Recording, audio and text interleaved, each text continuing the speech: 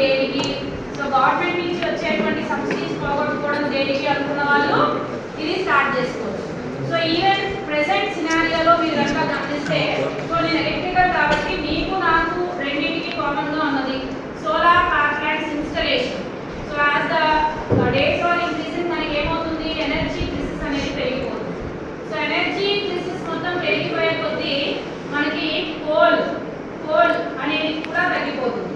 So water levels కూడా తగ్గిపోతుంది. So power generation తగ్గిపోయినప్పటికీ so ఆటోమేటిక్గా ఎవరికి వాళ్ళు దేనికి వెళ్తున్నారు అంటే ఇన్స్టలేషన్ మొత్తం చేసేది, అంటే అక్కడ సెటప్ మొత్తం అంటే ఇప్పుడు ఎలక్ట్రికల్ వాళ్ళే చేయాలని లేదు. సో బేస్మెంట్ ఎలా ఉండాలి, స్ట్రాంగ్ గా ఉండాలి, అవన్నీ మీకు చూసుకోవడం వచ్చు కదా. సో దాంట్లో కూడా మీరు వెళ్ళచ్చు. ఓకే, సో దానికి కూడా చాలా సబ్సిడీ, అంటే 70% వరకు సబ్సిడీ గవర్నమెంటే, ఎక్కువ ప్రాఫిట్స్ అనేవి వస్తాయి. ఓకేనా? own business.